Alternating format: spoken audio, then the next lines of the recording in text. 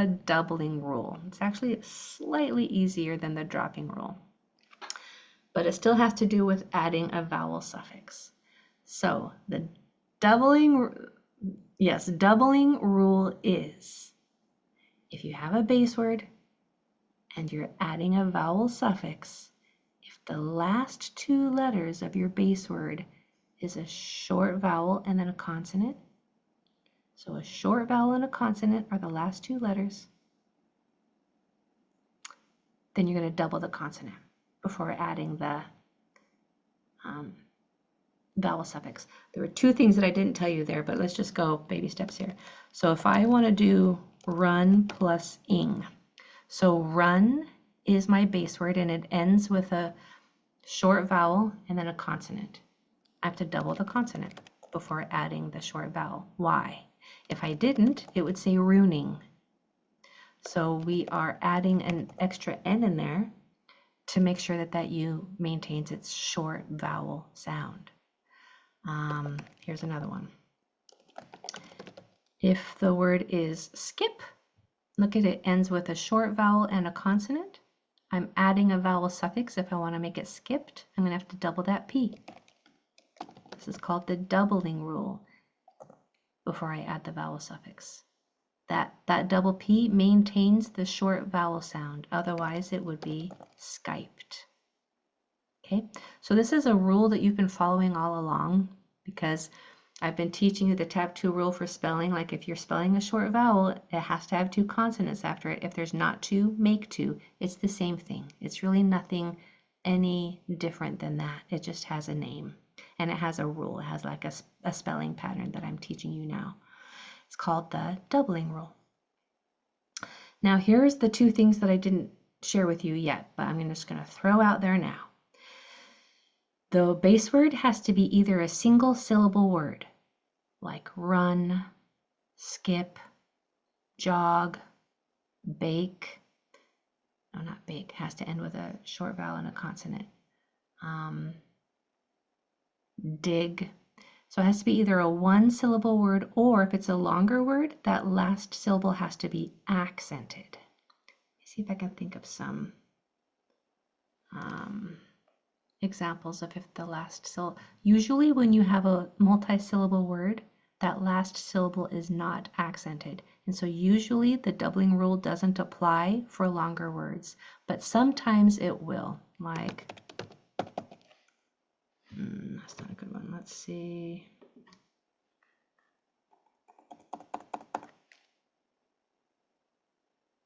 Yeah. Regret. Regret. When I say that, the last syllable is accented. It's emphasized. What's the other word? It's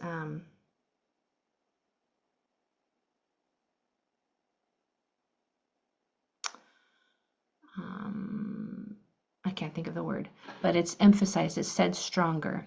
So since that last syllable is said stronger and it ends with a short vowel and a consonant, you have to double the consonant before adding a vowel suffix. That it's just the same rule that we've been doing the whole time with the tab 2 rule. It just has a name now. All right, so let's try. Let's try it. I believe I have fixed my, well, I know I have fixed my, yeah, there it is. All right. It's amazing what a little ChatGPT and a lot of God can do with technology, right? Getting things back together for you guys. So our word that I want us to spell together right now is jopping. So the base word is jop, and then I want to add the suffix ing. So jop, we have j, a, p, and then I'm going to add ing. So for jop, would I spell that with a J or with a G? Do you know? Am I going to spell jop? Am I going to spell that J with a J or a G? Both of them can say J. Let me know if you know which one it is in the Q&A, because there is definitely an answer. You're right, it's a J. It's a J because G can only make the J sound if the next letter is an E, I, or Y. That's the only time G can say J, is if that next letter is an E, I, or Y. And this is ah. I can hear it. Even though I can't see if it's an E, I, or Y, I can hear that it's an ah, which is not one of these. So it's not going to be G. It's going to be J. J is almost always going to spell the J sound.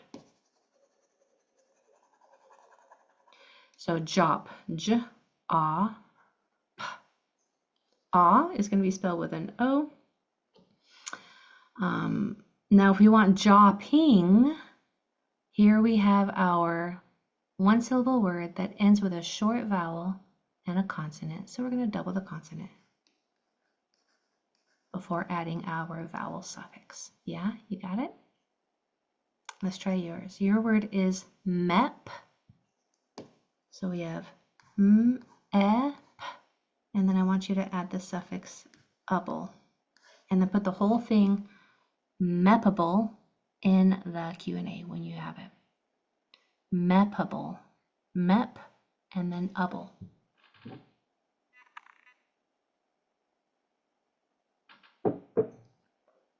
Mepable. Nice, Layla. Good. Gorgeous.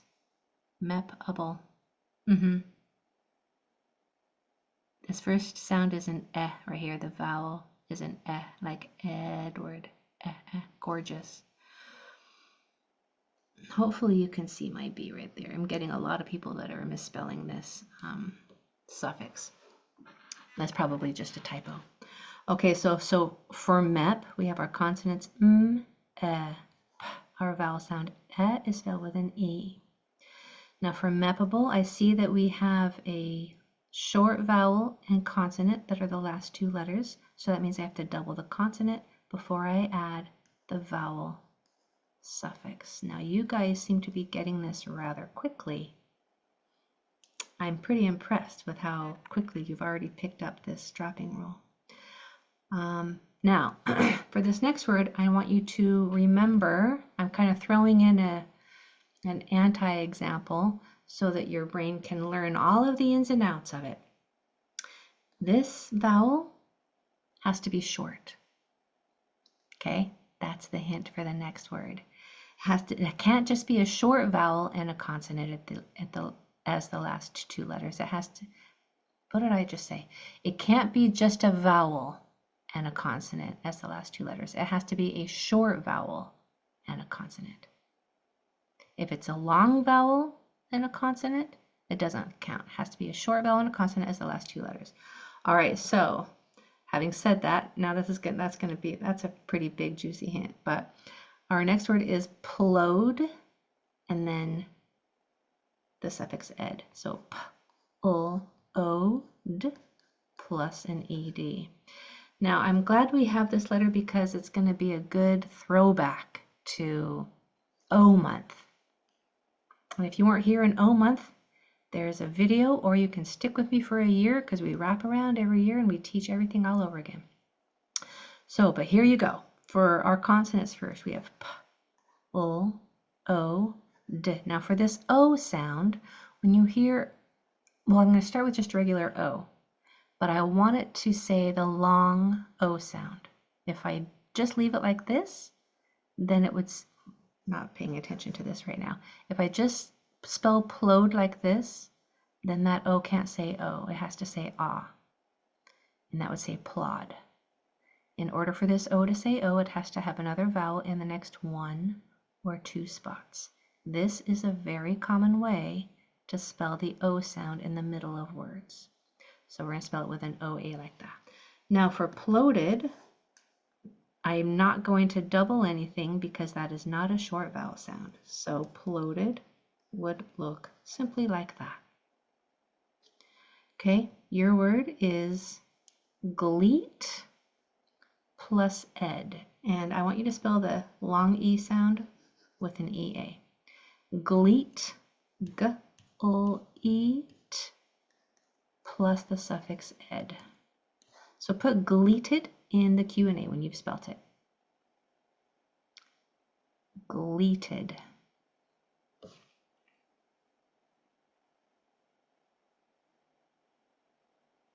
Mm-hmm. Good. Gorgeous. It could be spelt that way, actually. Rowan, you're not wrong. It could be spelt that way. So for gleet, we have g, ul, e, t. Now for the e sound, this is the most common way to spell the e sound in the middle of short words. So we're going to use an ea. To spell the whole thing together, it would look like this, gleeted. Now somebody spelt gleeted like this, and that could be spelled correct. This is what the base word would have had to have looked like. It would have to have been an E consonant, final silent E, plus ed, then they dropped the E and they added the ed. However, hardly any words end with an E consonant, final silent E. That just doesn't happen with E. Sometimes with names it does, with Steve or with Pete. But usually words, especially short words, are not going to end with an E consonant E. They just don't like to be in the same word like that. Instead of it's going to be an EA. That's going to be your default spelling of the E sound in the middle. All right, so there's gleeted. Gorgeous. Next. All right, so here's another non-example. Just reminding you, and I'm going to just send this one to you on your own. The reminder I want to give you is the last two letters have to be a short vowel and a consonant. I'm using my tablet, but my writing isn't any neater, is it? So the last two letters have to be a short vowel and a consonant. Okay, so your word that I want you to do on your own is prin plus ing. Wait. Yeah, so you don't need this because it actually follows the rule. Your word is prin plus ing. Go for it.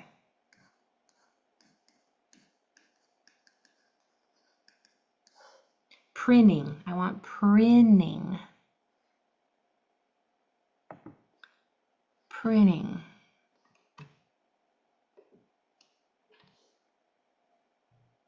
Prin plus ing. Good, Danielle. Yeah, you guys have got this, huh? Beautiful pixelate. Prin. My tongue is going to the roof of my mouth for the prinning. Your computer's probably going to want to autocorrect it to printing, but it's prinning. All right, so I'm getting an assortment of two answers really. Let's figure it out. So for prin, our base word, we have p, r, I, n. I'm going to spell the I with an I. However, I see that my last two letters are a short vowel and a consonant, which means I have to double the consonant before I add the vowel suffix. So we have p, r, I. There's my doubled consonant, and then ing. That doubled consonant keeps that I short. If it wasn't there, there would only be one consonant between the vowels, and then that would force that I to make its long sound and say I, and that would say prining. So we need that double consonant to say, keep that I short. Let's do another one. I want the word to be, your base word is fled, and then your suffix is er, fled. Fled plus er. So fledder.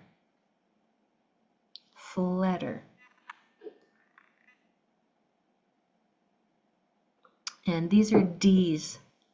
I mean, rats, I just kind of gave you a big hint. It's a D, fled. Fled. Fledder.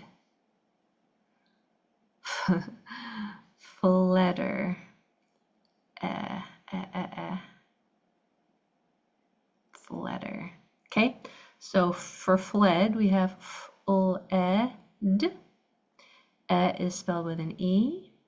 On my last two letters are a short vowel and a consonant, so I have to double the consonant before I add the vowel suffix. You know what? Just what I just said right there, that's kind of technical verbiage.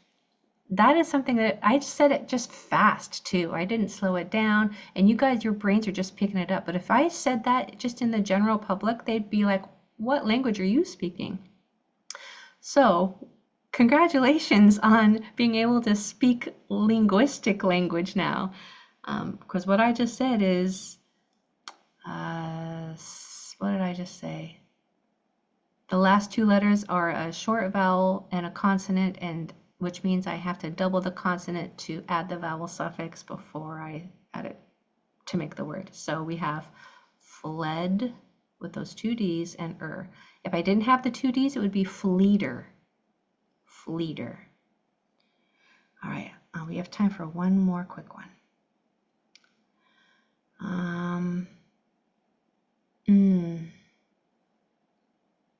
I wanted to get a little more difficult, but we kind of ran out of time. Let's do graph and then the suffix E, which is a Y. So g-r-a-f plus Y. Graphy. Graphy. Yeah, see, you guys have got this. Graphy. Consonants, g, r, a, f. The last two letters are a short vowel and a consonant, which means I have to double the consonant before I add the vowel suffix. Sorry if I went, if I came in and spelled this word quickly and didn't give you enough time to spell it, but I have a reading class in 30 seconds, so I wanted to make sure I got the whole thing spelled here.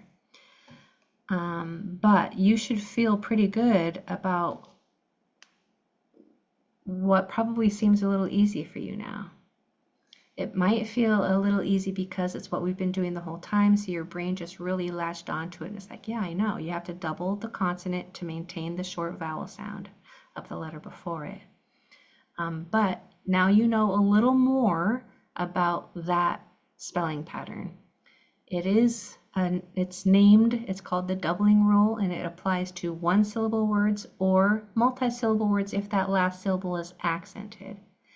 And if the last two letters are a short vowel and a consonant, you have to double the consonant before you add the vowel suffix. And if you just understood everything that I just said, which was a little complicated for the general public, then give yourself a congratulations. Go have some ice cream or a cookie or something, because that's amazing. You're amazing, my friends. Have a great night, a great weekend. We'll see you Monday. Bye, everybody.